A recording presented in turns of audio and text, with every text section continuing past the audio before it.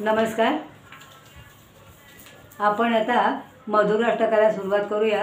2 गोष्टी आपण श्रीकृष्णाच्या ऐकल्या आणि त्याचं तुम्ही अनुकरण करा असं मी तुम्हाला विनंती करते. आग्रह करीत नाही आहे किंवा जबरदस्ती करत नाही आहे, पण म्हटलं तर तुमचंच पुढे भलं होईल असं मला वाटतं. त्यातून तुमचं तुम्ही काय ते निर्णय घ्यायचा आहे आणि ठरवायचं आहे.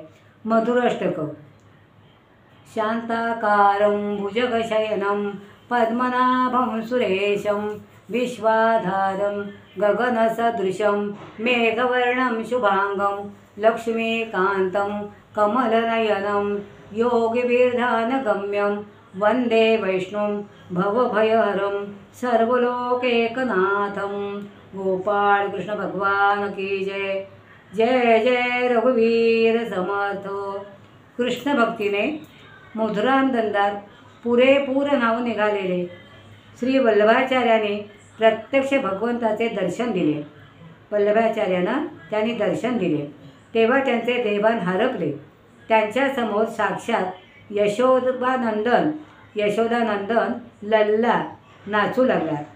त्यावेळी त्यांच्या प्रत्येक हालचालीकडे पाहत असताना त्यांच्या मुखातून जे अमृततुल्य बोल आले ते त्यांनी मधुराष्टकात ग्रंथित केले.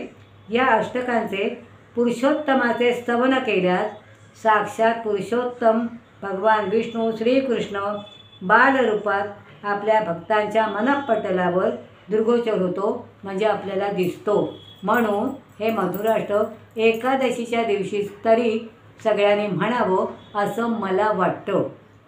मधुराष्टक.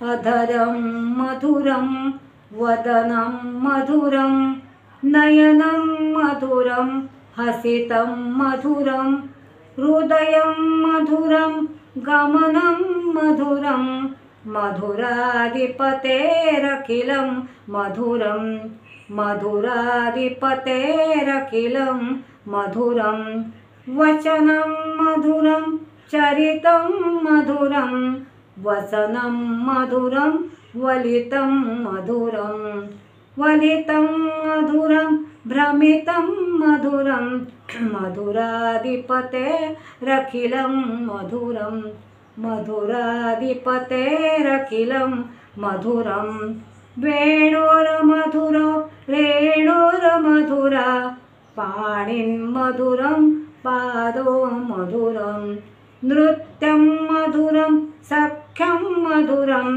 मधुराधिपतेरखिलं मधुरं मधुराधिपतेरखिलं मधुरं गीतं मधुरं पीतं मधुरं भुक्तं मधुरं सुक्तं मधुरं रूपं मधुरं पीतं मधुरं मधुराधिपतेरखिलं मधुरं मधुराधिपतेरखिलं मधुरं करणं मधुरं तरणं मधुरं हृदयं मधुरं स्मरणं मधुरं वनितं मधुरं शमितं मधुरं मधुराधिपतेरखिलं मधुरं मधुराधिपतेरखिलं मधुरं गुञ्जा मधुरा माला मधुरा यमुना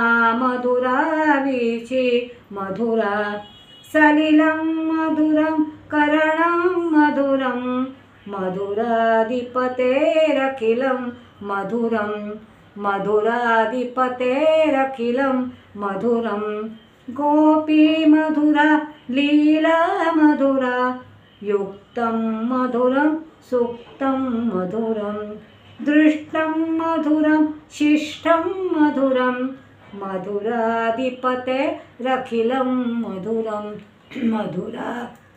मधुराधिपतेरखिलं मधुरं गोपा मधुरा गावो मधुरा यष्टिं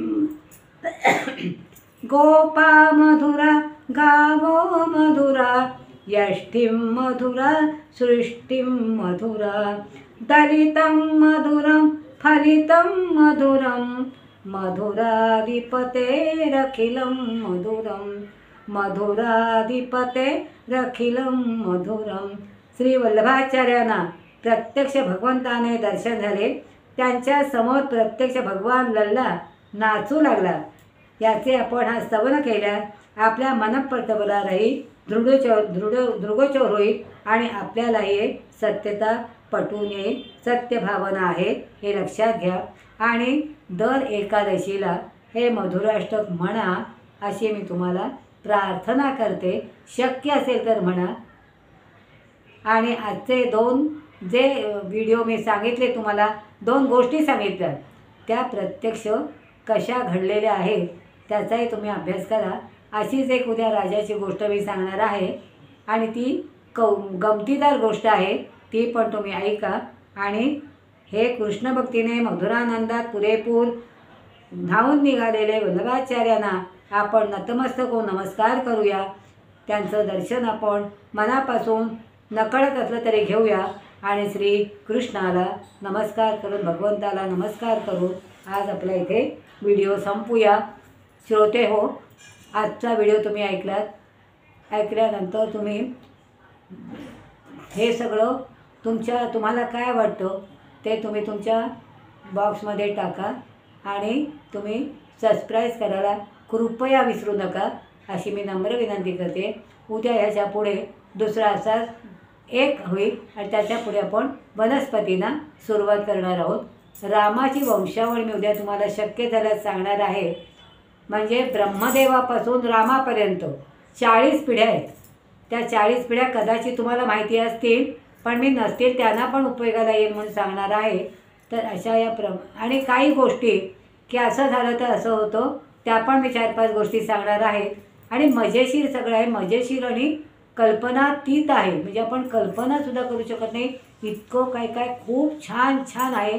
आणि आपण त्याच्यात जर रममाण झालो तर आपणसुद्धा परमेश्वराची सेवा करून, भक्ती करून आपण परमेश्वराच्या पहिल्या पायरीपर्यंत, 4 पायऱ्या माहिती आहेत ना आपल्याला, त्या पहिल्या पायरीपर्यंत तरी पोचायचा प्रयत्न करूया असे मी तुम्हाला म्हणजे मी असं ठरवते की ते आपण पोचायचा प्रयत्न करीन मी आणि आपण हे करूया।